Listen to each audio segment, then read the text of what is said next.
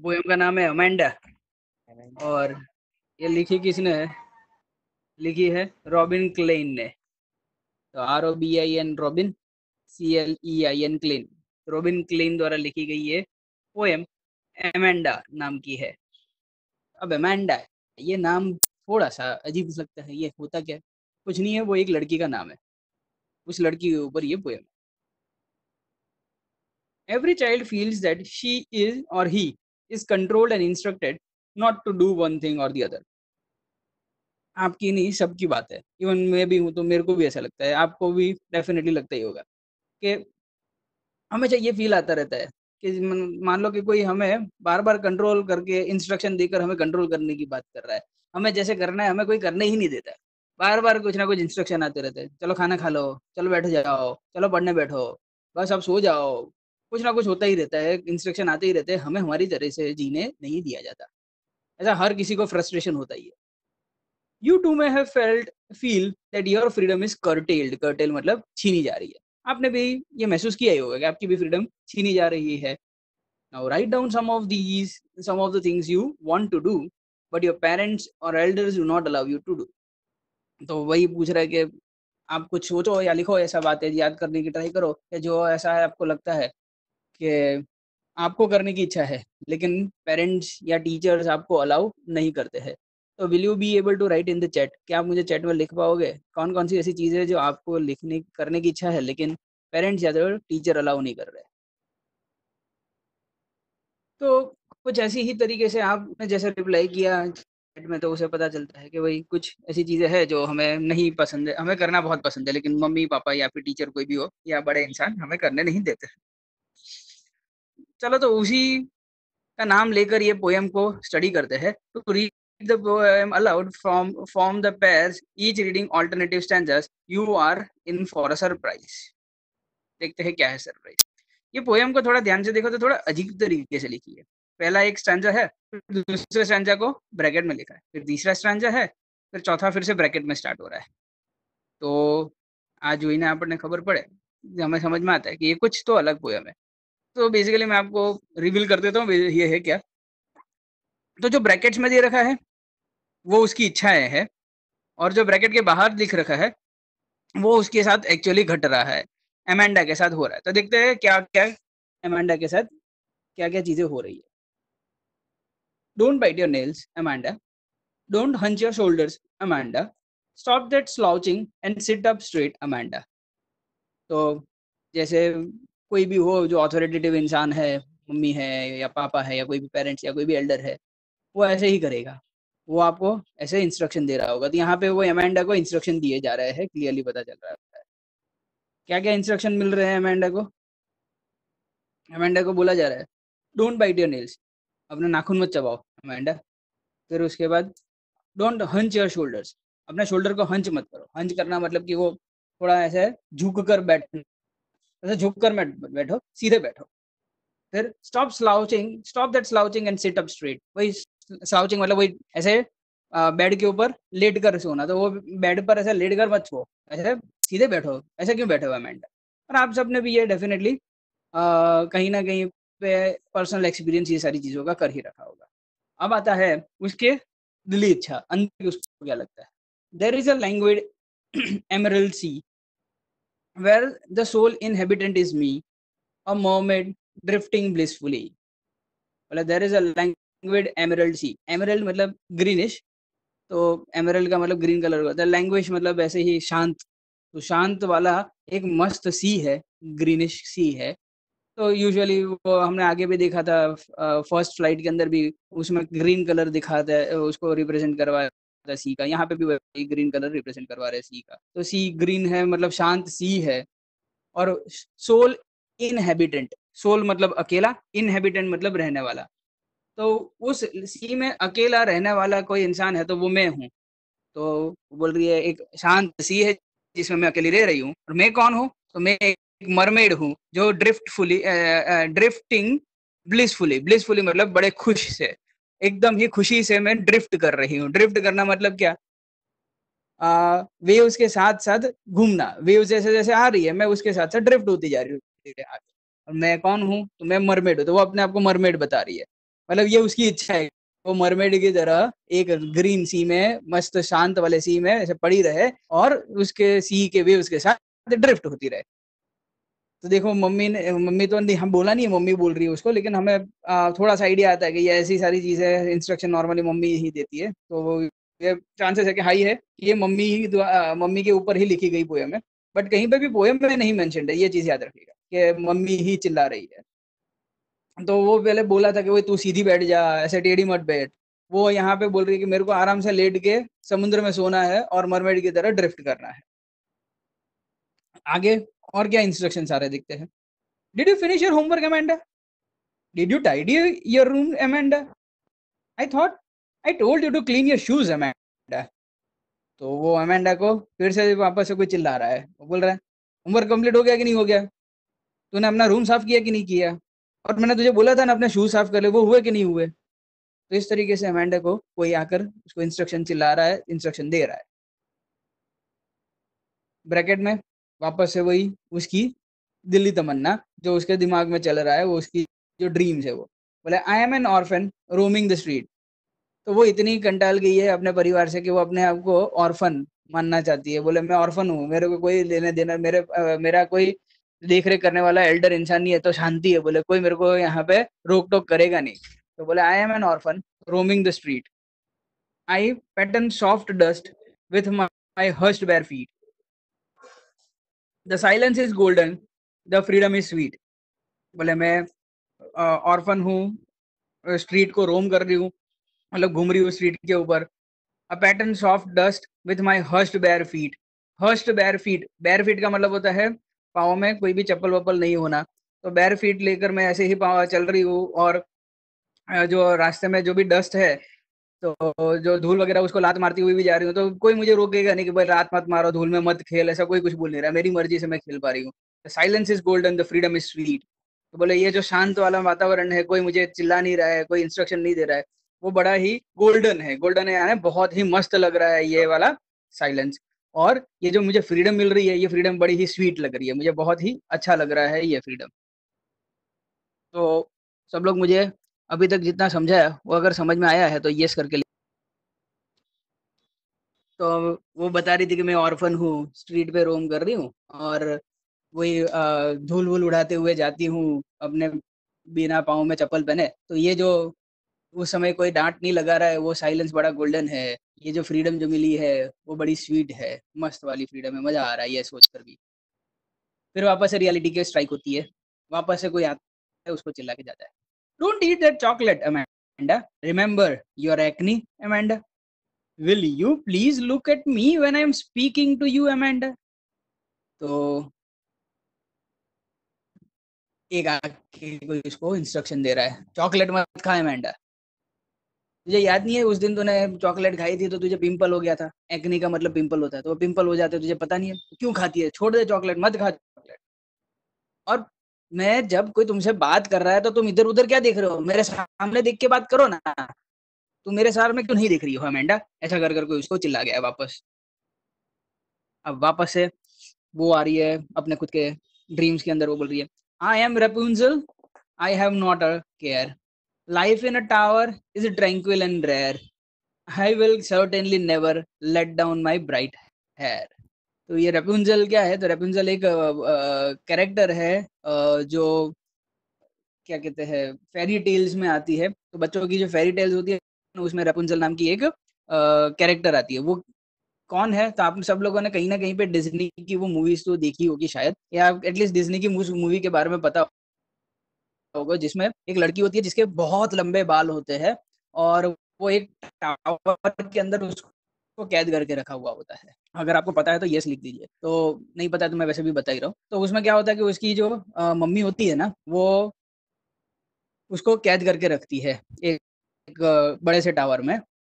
जैसे इसलिए कैद करके रखती है क्योंकि वो उसकी सौतेली माँ होती है, तो कुछ ना कुछ तो होंगे, वो पर्सनल कारण के पीछे जाते नहीं है। लेकिन रेपुंजल के बारे में क्या कहा जाता है, वही उसके बाल इतने लंबे हो जाते हैं, इतने लंबे हो जाते हैं कि वो जब बड़ी हो जाती है, उसके बाद कोई एक वहां से राजकुमार वहां से जा रहा होता है और वो खिड़की के वहां पे खड़ी होती है अपने टावर पे, तो उसे देखता है और उसे छुड़ाने के लिए ट्राई करता है, तो वो ऊपर कैसे जाना उसको समझ नहीं आता, तभी वो अपनी चोटी नीचे डालती है और वो राजकुमार उस चोटी के द्वारा ऊपर चढ़कर आ जाता है, इतनी बड़ी उसकी चोटी होती है, इतना बड़ा टावर, लंबी टावर जितनी लंबी उसकी चोटी हो जाती है। तो यहाँ पे ये जो अमेंडा है वो ये ड्रीम कर रही है कि मैं रपुंजल हूँ, आई हैव नॉट अ केयर, भले मैं रपुंजल हूँ ना, फिर भी मुझे कोई फर्क नहीं पड़ता, I don't worry, life in tower is tranquil and rare. Tranquil का मतलब क्या होता है? शांत। शांत मतलब एकदम पीसफुल, कोई परेशान नहीं करने वाला, उसको ऊपर कैद करके रखा हुआ टावर में, कोई आता जाता नहीं है, तो वो बोल रही ये ऐसा तो यार सद्भाग्य किसे मिलेगा, इतनी मजा वाली लाइफ है, बोले कोई टेंशन नहीं, जो चाहे वो करो, वहां पे बैठे बैठे, कोई तुम्हें कुछ पूछने नहीं आ रहा, कोई तुम्हें चिल्लाने नहीं आ रहा है, तो वो तो रपुंजल बनना चाहती है बोले, और कैद होना चाहती है ऐसी जगह पे कि जहाँ पे कोई उसे कोई कुछ बोलने ना आए, एंड आई विल सर्टेनली, और नेवर को इटैलिक में दे रखा है ये बताने के लिए, एम्फोसाइज करने के लिए कि कुछ भी हो जाए, मैं अपने ब्राइट बाल को तो नीचे कभी डालने ही नहीं वाली हूँ। क्यों? क्योंकि ब्राइट बाल को नीचे डालूंगी तो राजकुमार ऊपर आएगा, मुझे छुड़ा के लेके जाएगा, और वापस से वही वाली जिंदगी, वापस से नॉर्मल सब लोगों के साथ जियो, और कुछ गलती करो तो उसके लिए डांट सुनो। तो बोले ये सब मेरे को नहीं करना, मैं रपुंजल बनना चाहती हूँ, लेकिन इस तरीके से बनना चाहती हूँ कि मैं अपने बाल नीचे डालकर अपने राजकुमार को लाना नहीं चाहती। ठीक है। Stop that sulking at once, Amanda. You are always so moody, Amanda. Anyone would think that I nagged at you, Amanda. Sulking मतलब रोना। बोले ये रोती हुई शक्ल बंद करो, बोले तुम ये रो क्यों रही हो, बोले तू बहुत मूडी इंसान है अमेंडा है, बोले कभी भी रोना आ जाता है तुझे, थोड़ा सा क्या डांट लिया रोने लग जाती है, अभी क्या लगेगा किसी को कि ये मैं पूरे दिन तुझे डांटती रहती हूँ, ऐसा लगेगा, अभी रोतली हुई शक्ल बंद कर, थोड़ा मुस्कुरा दे, ऐसा करके भी उसको कोई डांट के जा रहा है। तो एमेंडा को ऐसे लोग आकर डांट रहे हैं, बड़े लोग या कोई भी एल्डरली इंसान हो सकता सब है, वो गवर्नमेंट चांसेस। प्रोपर्टी જેવી આ રહે તો થાય છે हाँ, જે आपके साथ। રસ્તામાં જઈએ કે દેતું જાય। हाँ, तो वही बेसिकली एमेंडा के साथ हो रहा है, जैसा नॉर्मली एक आप बच्चे के साथ हमारे होता साथ होता है। है। हाँ, तो बस वैसा ही यहाँ पे है। ठीक है। तो जैसे पहला क्वेश्चन पूछ रहा है, हाउ ओल्ड इज एमेंडा, तो एमेंडा कितने साल की है ये पूछा है। अभी तो आंसर मिल चुका है, तो वही अराउंड वो टीनेजर वाला कैसे कह सकते हो कि 12-13 साल की अराउंड हो सकती है, मतलब नॉट एग्जैक्टली हमें पता चल जाएगा, बट वी कैन से क्यों टीनेजर है ऐसा कहाँ कहाँ से पता चलता है, तो दो तीन चीजों से पता चलता है यहाँ पे, जो उसने अपने ड्रीम्स के बारे में बताया उससे पता चलता है। देखो वो रपुंजल बनना चाहती है, रपुंजल अगेन वो टीनेजर लड़की है, तो वो टीनेजर लड़की के लिए जो मतलब जो कहानियां सुनते हैं वो वाला पार्ट है, तो वो वाला फिर मरमेड वाला पार्ट है। मरमेड भी मतलब वो टीनेजर जो होते हैं उनकी फैंटेसीज होती है कि मुझे भी मरमेड जैसा बनना है या फिर वैसा वाला, तो ये हाँ पिंपल्स है, yes very good, pimple part है, these are all also some of the examples जिससे हमें पता चलता है कि रपुंजल की एज जो रही होगी वो टीनेज रही होगी, तो हो सकता है वो 12-13 से लेकर 14-15 तक कुछ भी हो सकता है, मतलब 10 to 15 लिख सकते हो। Now let us move on to the second question, who do you think is speaking to her, आपको क्या लगता है कौन है ये जो बोल रहा है? मैं ऑप्शन देता हूँ आपको, उसकी बहन, A option B, okay fine, it seems when your father already mentioning it's mom, मैंने भी आगे बात कर रखी, तो मॉम और फैमिली मेंबर, या that would be a better answer, family member, but कौन सा family member? Elderly family member, जो उससे बड़े हैं, मतलब उसके छोटे भाई बहन या फिर उसकी उम्र के भाई बहन की बात नहीं हो रही है, जो एल्डर मेंबर्स है, जो बड़े लोग हैं उनके बारे में बात हो रही है, तो कोई भी हो सकता है घर का मेंबर जो बड़ा है, चांसेस आर हाई कि वो मम्मी हो, बिकॉज काफी सारे मम्मी वाले लक्षण इसमें दे रखे हैं। Why are stanzas 2, 4 and 6 given in a parenthesis, parenthesis मतलब ब्रैकेट में क्यों दे रखे हैं? तो ऑप्शन नंबर ए वो ड्रीम्स है, option number 2 okay fine, answer ऐसे ही आ गया, करेक्ट है, तो मेरे को दूसरे देने की जरूरत नहीं है, it is a dream of to separate it from the normal poem, जो नॉर्मल जो एक्चुअल में रियल लाइफ में जो पोएम चल रही है वो, और एक ड्रीम में पोएम चल रही है वो, तो दो पोएम्स अलग अलग चल रही है, पैरेंथेसिस में जो पोएम लिखी है वो ड्रीम वाला पार्ट है, जो उसकी फैंटेसीज है, जो उसे पूरी करनी है, जो उसे करने की इच्छा है. Okay fine. Who is the speaker in the stanza 2, 4 and 6? यही वो जो ड्रीम वाला पार्ट है, उसमें बोलने वाला कौन है? Who is speaking? A family member, B Amanda, या C dadaji? Very good, very good. B B B is the correct answer. Yes, very good. तो बी आंसर सही है. हाँ, एमेंडा ही बोल रही है. वो सेकंड वाले, सेकंड, फोर्थ और सिक्स, यानी जो पैरेंथेसिस में लिख रखा है, वो एमेंडा खुद बोल रही है कि मैं मरमेड बनना चाहती हूँ, मैं ऑर्फन बनना चाहती हूँ, या फिर मैं रपुंजल बनना चाहती हूँ. तो वहां पे सब जगह पे वही खुद बोल रहे हैं. दादाजी नहीं है. दादाजी इज रॉन्ग आंसर. तो और दूसरा वाला क्वेश्चन है, who do you think is listening in the speaker, listening to the speaker in stanza 1, 3, 5 and 7? कौन है जो सुन रहा है? स्टेंजा नंबर 1, 3, 5 और 7 में. 1, 3, 5, 7 मतलब कौन से स्टेंजा? देखो, सेवंथ वाला स्टेंजा बताता हूँ. Stop that sulking at once Amanda, you are always so moody Amanda, anyone would think that I nagged at you Amanda. Yes, correct, very good. Many of you are saying it's Amanda. Yes, very good, correct. It's Amanda. And some of you are not writing. It is AMANDA. Amanda है, Amanda नहीं है. तो AMANDA है. It's Amanda. Okay fine. Now question number 5. What could Amanda do if she were a mermaid? अगर वो mermaid होती तो वो क्या करती? अब ऑप्शन ए, अपने बाल नीचे नहीं फेंकती. ऑप्शन नंबर बी, वो धूल में खेलती. या ऑप्शन नंबर सी, वो पानी में तैरती. या very good, correct correct. A option गलत है. समवन मेंशंस ए. जीत ने ए बोला तो गलत है. वो अपने बाल नीचे नहीं फेंकती, वो गलत है. बिकॉज यहाँ पे क्वेश्चन में बात हो रही है किसके बारे में? मरमेड के बारे में. अगर वो मरमेड होती तो मरमेड के बाल ही नहीं होते, तो बाल कहाँ से फेंकती? रपुंजल होती तो वो बाल नीचे नहीं फेंकती. मरमेड होती तो वो क्या करती? वो पानी में आराम से ट्रैंक्विलिटी में तैरती. ट्रैंक्विलिटी मतलब शांति में.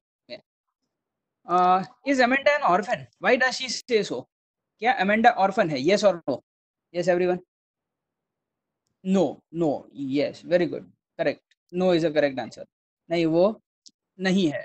अमेंडा ऑर्फन नहीं है. व्हाई डज शी से, तो वो अपने आप को ऑर्फन क्यों बोल रही है? आई एम एन ऑर्फन ऐसा करके क्यों बोल रही है? आई एम एन ऑर्फन वो इसलिए क्यों बोल रही है? It is just that it is her fantasies. वो उसकी ड्रीम है कि अगर वो ऑर्फन बन जाएगी तो कोई उसे डांटेगा नहीं. So that is the reason, that is the answer to this question. Do you know story of Rapunzel and why does she want to be Rapunzel? तो I already mention what is the story of Rapunzel. तो Rapunzel की story में उसके बड़े बाल होते हैं और वो बड़े बाल के द्वारा अपने आप को कैद से आजाद करवा देती है. And why do you think wants to become a Rapunzel? She does not want to become a Rapunzel to marry a very charming and a very handsome prince. She wants to become Rapunzel so that she gets trapped in a tower. जहाँ पे कोई उसके ऊपर अत्याचार, basically कोई उसके ऊपर अत्याचार तो नहीं, बट कोई उसको डांटने ना आए, बार बार उसका नेग करने ना आए, बार बार उसको टोकने ना आए. इसीलिए वो रेपुंजल बनना चाहती है, ताकि वो टावर में कैद हो जाए और कोई उसको परेशान ना करे. So she is so much frustrated with the nagging of the people that she wants to get trapped in one of the tower, which is where she can live a lonely life. What does the girl yearn for? Yearn मतलब इच्छा. लड़की की क्या इच्छाएं है? What does this poem tell you about the Amanda? तो लड़की की क्या इच्छा है? नंबर 1, होमवर्क से छुटकारा पाना. Number 2, freedom. Yes, number 2 freedom. And number 3, Himalaya पे जाना है. तो दिस क्वेश्चन, तो do you कहाँ गया? Yes, what does the girl yearn for? She yearns for the freedom from what? Freedom from the nagging that is being done to her. And what does this poem tells us about the Amanda? This poem tells us about Amanda that she is very much frustrated with the regular instructions being given to her about what to do and what not to do. Read the last stanza. Do you think Amanda is sulking and is moody? तो last वाली line देखो और last stanza को देखो और हमें बोल रहा है कि देख के बताओ क्या एमेंडा सच में सल्क कर रही है। सल्किंग मतलब कि रोना। रोना मतलब वो मतलब अपने बोलते हैं ना, वो बहुत मार खाई हो उसके बाद बहुत रोने के बाद अपने कैसा सॉब करने लगे, सॉबिंग करने लगे।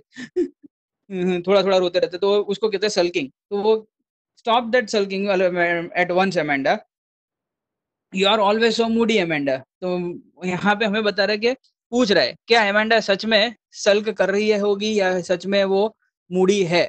तो यस और नो में मुझे जवाब चाहिए इसका।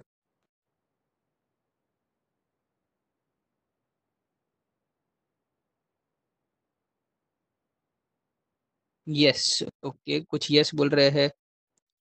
सच में रो रही है मतलब ओके फाइन। और मूडी है क्या?